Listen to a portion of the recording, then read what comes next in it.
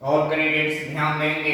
Entity nursery teacher training course, nursery teacher training course second year का paper 1 का आप PVI question देख रहे हैं। इंपोर्टेंट क्वेश्चन है आपका। देखेंगे क्वेश्चन क्या कह रहा है। मनोविज्ञान की प्रकृति की विवेचना कीजिए तथा इसके प्रमुख लक्ष्यों का स्पष्ट कीजिए। प्रमुख लक्ष्यों का क्या कीजिए, स्पष्ट कीजिए। Discuss the nature of psychology and explain the major aims of psychology. मनोविज्ञान की प्रकृति की विवेचना कीजिए तथा इसके प्रमुख लक्ष्यों का क्या कीजिए, स्पष्ट कीजिए। ध्यान दीजिए उत्तर। मनोविज्ञान की प्रकृति नेचर ऑफ साइकोलॉजी। हम लोग नेचर ऑफ साइकोलॉजी के बारे में जानेंगे। नेचर ऑफ साइकोलॉजी के बारे में जानेंगे। साधारण दृष्टिकोण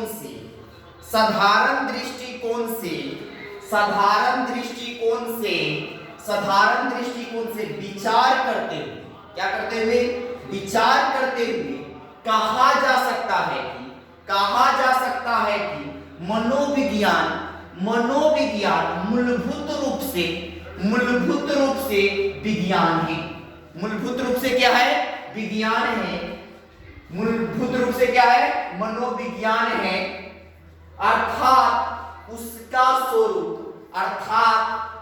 स्वरूप प्रकृति और दृष्टिकोण वैज्ञानिक है।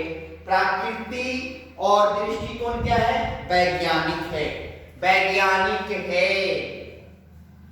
इसके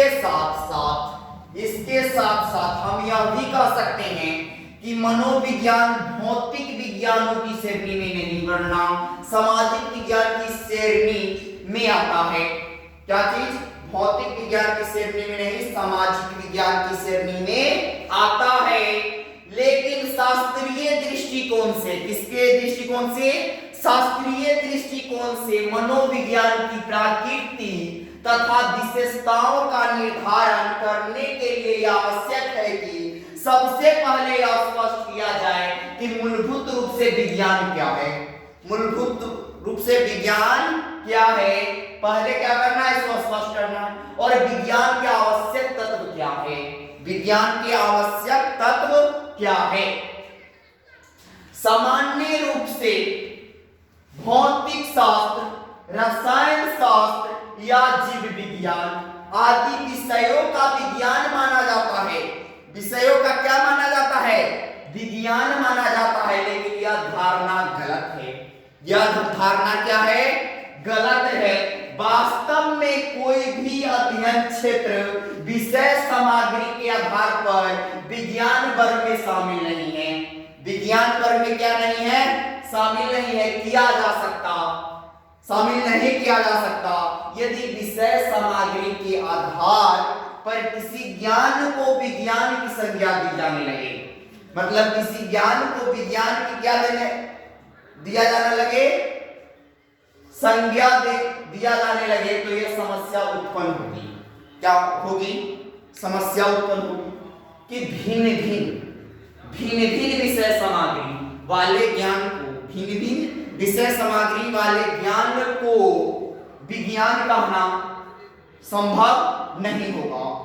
विज्ञान कहना क्या नहीं होगा, संभव नहीं होगा। इस स्थिति में रसायन शास्त्र तथा जीव शास्त्र दोनों को ही एक समान नाम विज्ञान दे पाना संभव नहीं होगा, क्योंकि इन दोनों की विषय सामग्री में पर्याप्त अंतर है।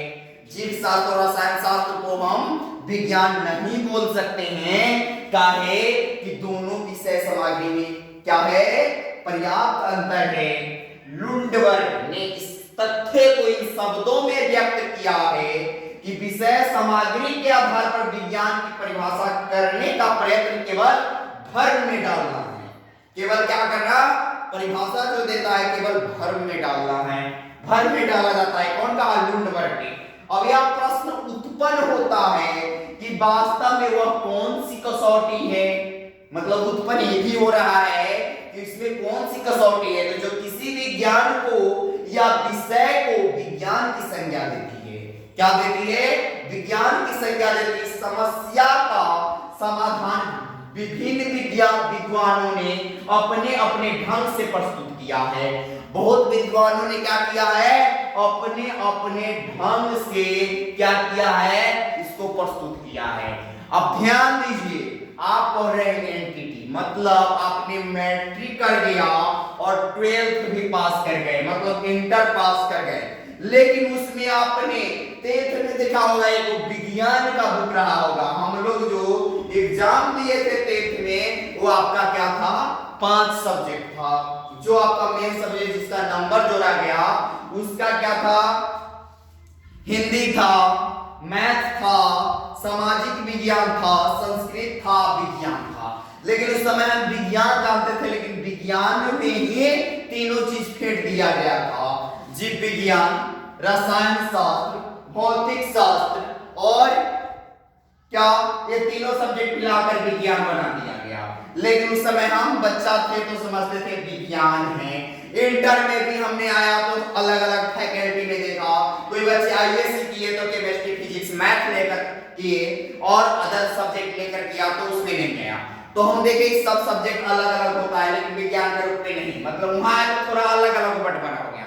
लेकिन अभी एनटीटी में हमको क्या करा है लुंडबर्ग ने, कि मतलब भौतिक शास्त्र और रसायन शास्त्र को विज्ञान पढ़ना कतई संभव है नहीं, इसको संभव है नहीं बोल सकते आप इसको विज्ञान का, बल्कि दोनों में पर्याप्त अंतर है।